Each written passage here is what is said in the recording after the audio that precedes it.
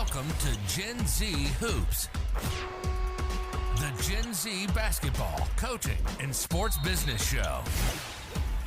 On this podcast, you'll learn from professional players, coaches, and executives from all over the world and see the court in a brand new way. And now, joining you courtside, your Gen Z host, John Hartofilis. Hey, Mitch, what's going on? Hey, John. How's it going today? Things are going great. Really excited to have you on today and talk about all the cool things you've done in the industry, right? Setting yourself up for success and doing everything you're doing. I'm curious maybe to start where this passion for basketball, right? You've been doing so many things in the sports industry, tying it in with entrepreneurship, where that all started off for you. Yeah, absolutely. So originally I played Division III basketball at Nazareth College up in Rochester, New York.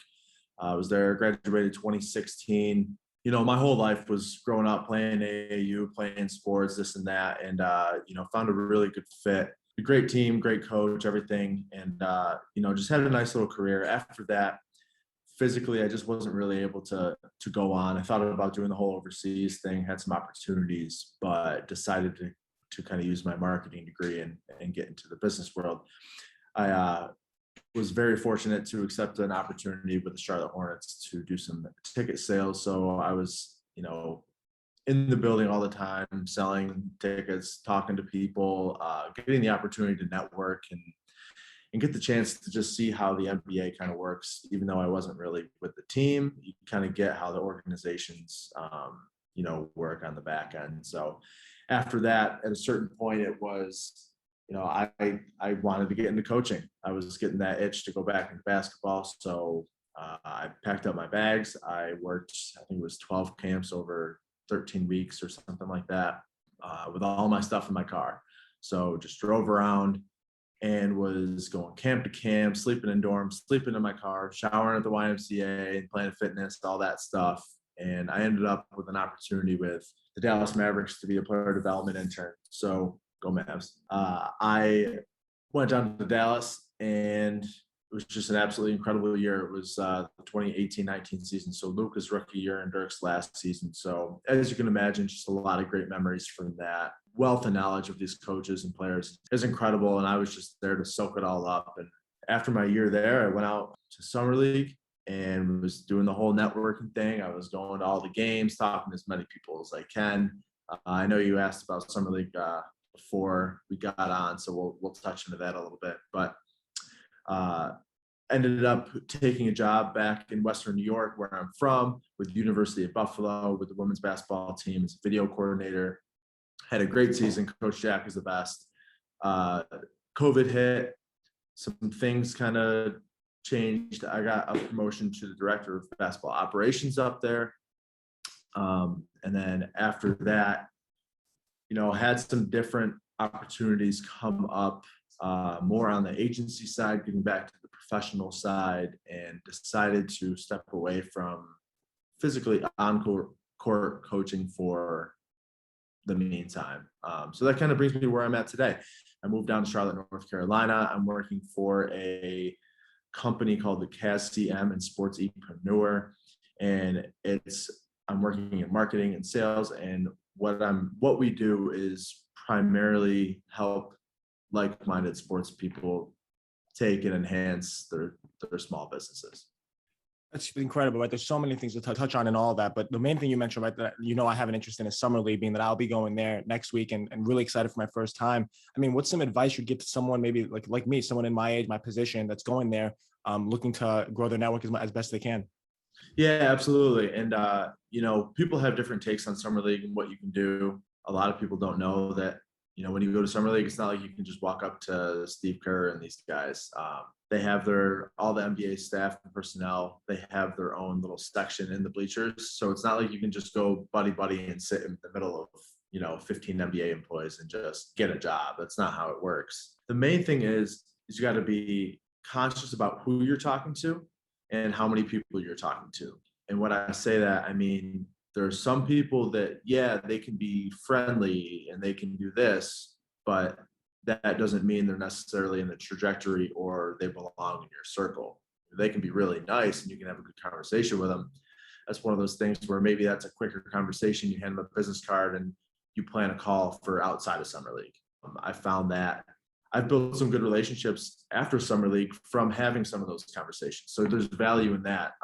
But my main piece of advice would be to set up as many, conversations, meetings, time to watch a game with people before you go.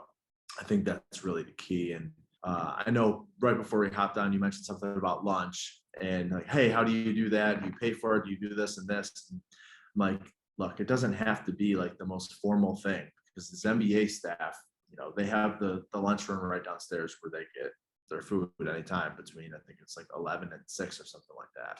So they can just walk in there and get food at whatever they want. So it's just be like, hey, let's go to a game. Let's watch a half of this game.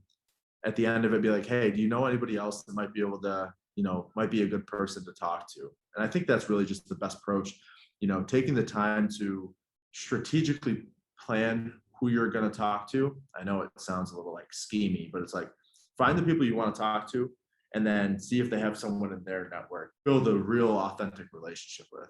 It's huge and some great advice that I'm definitely going to have to take over these next few weeks to make sure I'm planning effectively before I get to summer league to make it as great of an experience as possible. But the big thing, right, I'm looking to build my personal brand and take Gen Z Hoops there. You obviously did the same with your training and the stuff you're doing outside of maybe your traditional work experience. So can you talk a little about that and how you're branding that own small business really helped you find success in summer league? Yeah, absolutely. So, the thing with starting your own small business is, like you said, branding. And it really is about, okay, I can have a logo, I can have this, I can have that, but your brand is who you are. It's every action you do on social media, off social media, when you're at home, when you're not. It's about your character. Your brand falls into all of that. So my thing and my, I guess, technique, I'm LinkedIn, Instagram, Twitter. I think they're all extremely valuable tools, and I utilize all of those. Absolutely. I think it's just stupid nowadays not to. But to my core, I am a blue collar, like, let's get on the court and I'm going to go at you and I'm going to be sweatier than you. And that's just who I am as a trainer when that was what I was primarily doing. So as my brand, I took pieces of workouts and pictures of me just drenched in sweat and videos of me diving for balls in training sessions and stuff like that, that's your brand. Your brand's your logo and it's all the other stuff too. But like, you have to find your niche. I wanted to be the guy that, if I'm working with a high school kid, he's a 6'2" point guard, is 150 pounds, and he thinks he's the best. And he can score on all these high school kids. Well, guess what? I'm 6'5", 220. I'm going to go push him until he breaks almost. I'm going to push him to that limit where he's like, wow, this is the real deal. Like, I have to make a change, or I have to do this. I think that genuinely and authentically helps somebody. So that's kind of where I built my brand around that. Yes, there's marketing, there's POS, there's connections, there's all these things that go to building a brand. But I think it really starts with who you are and what you want to develop out of that. And everything you just said, right, carries over perfectly to what you're doing now as SportsEpreneur. So I'm curious, maybe you took lessons you took from your past and you're using it in your current role to really find success there. Absolutely. And, and I appreciate you making that connection, because it makes me happy when people do see that, because what I'm doing, yes, I'm not coaching basketball right now, but what I'm doing is I feel like I'm educating and I'm coaching and I'm teaching people how to enhance and grow their small businesses. Yes, we do have a sports mind, but we work with a lot of financial advisors. We work with insurance. We work with all these different industries.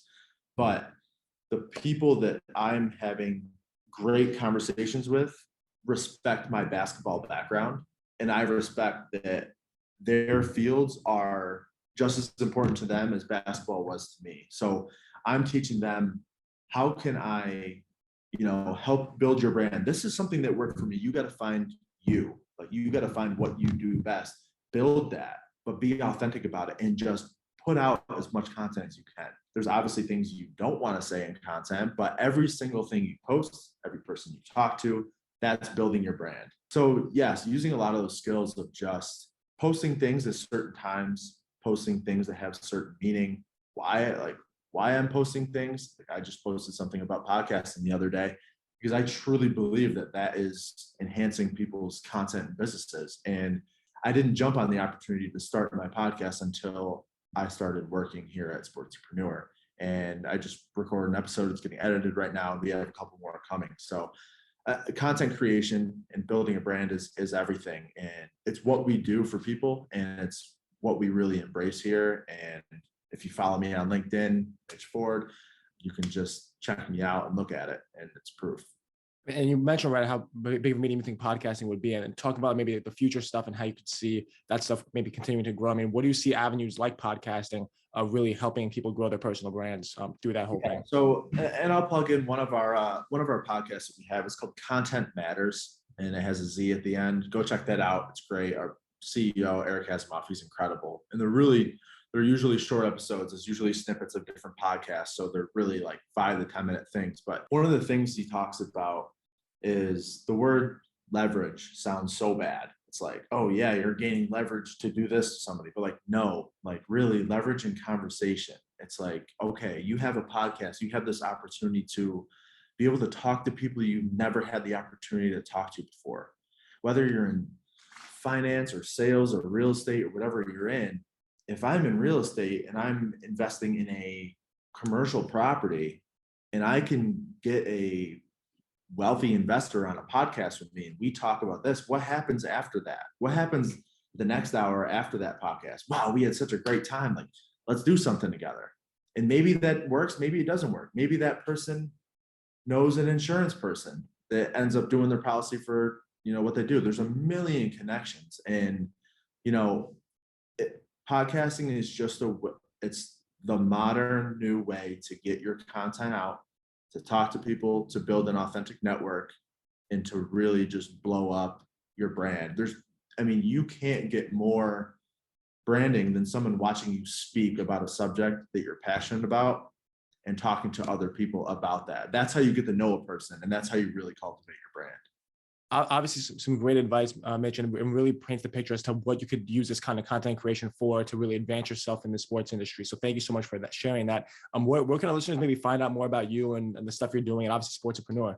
Yeah, absolutely. So check SportsEpreneur and Content Matters. We're on Spotify, Apple Music, find our podcasts. They're great. SportsEpreneur, we've had some bigger guests, like we've had Thad Matta, we've had Steve Lavin, Fran Fraschilla, some big basketball names for you who are in that field. So go check it out. It's a really great platform, a lot of good content.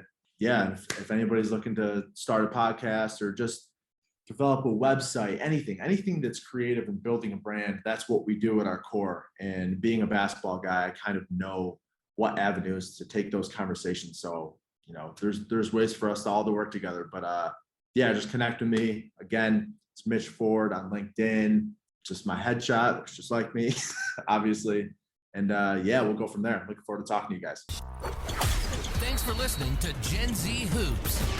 Make sure to follow, like, and subscribe on Instagram, LinkedIn, and all major social media platforms at Gen Z Hoops. You can tune in and subscribe on Apple Podcasts, Spotify, YouTube, and every other podcast platform on the planet. Get ready for the next episode.